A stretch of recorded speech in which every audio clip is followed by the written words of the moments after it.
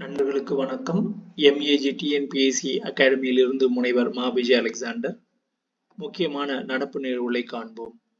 நாட்டில் தற்போது NCC மாணவர்களின் எண்ணிக்கை 20 லட்சம்.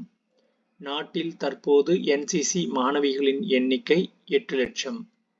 எந்த திட்டத்தில் கடன் உச்சவரம்பு ரூபாய் 10 லட்சத்திலிருந்து ரூபாய் 20 லட்சமாக அதிகரிக்கப்பட்டுள்ளது? முத்ரா திட்டம்.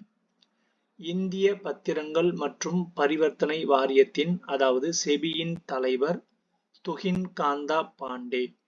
இந்திய பங்கு சந்தை பரிவர்த்தனை வாரிய முன்னாள் தலைவர் மாதவி புரி பூஜ்.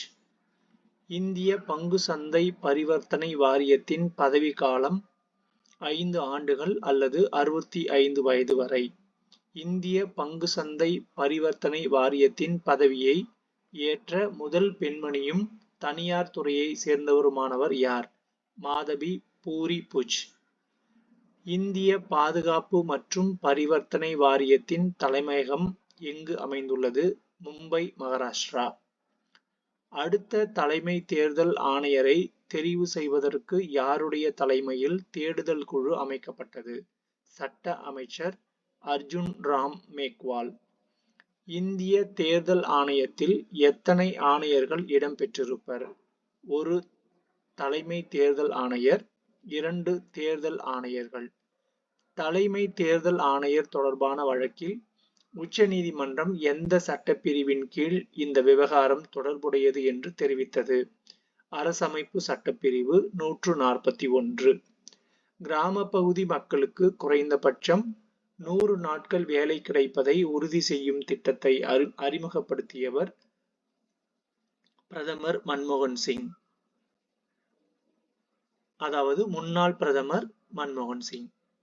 இந்தியா தடையற்ற வர்த்தக ஒப்பந்தத்தை மேற்கொண்டுள்ள நாடுகள் ஐக்கிய அரபு அமீரகம் மற்றும் ஓமன்.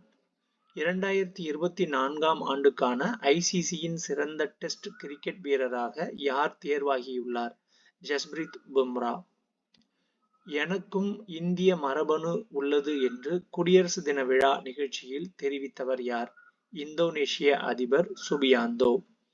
பங்கு சந்தையின் போக்கு நன்றாக இருந்து பங்குகளின் விலை உயரும் என்று முதலீட்டாளர்கள் நம்பி முதலீடு செய்ய முற்படும் பொழுது சந்தையில் பங்குகளின் விலை உயரத் தொடங்கும்.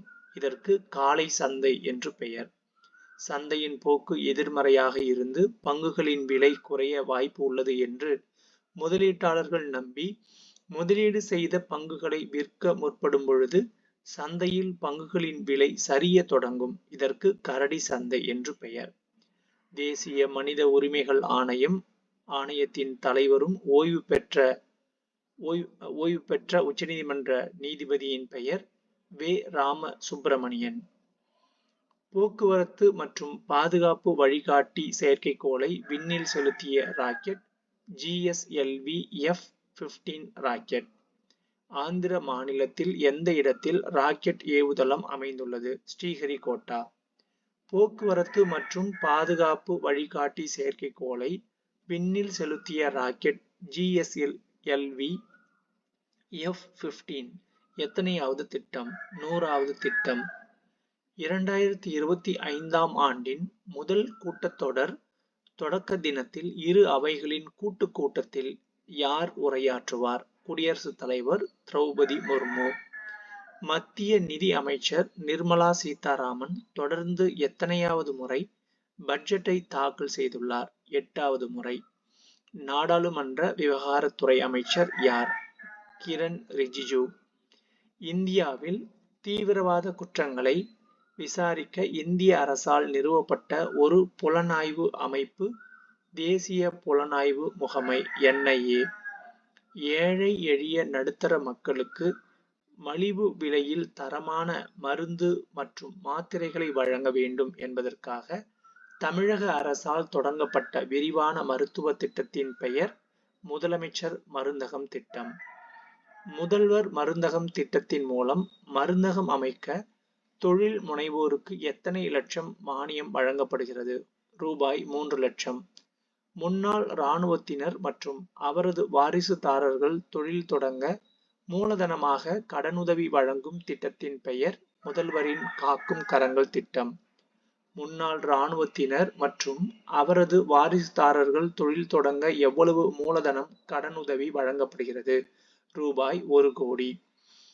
தூய்மை இந்தியா இயக்கம் எந்த ஆண்டு தொடங்கப்பட்டது? 2014ஆம் ஆண்டு. நன்றி.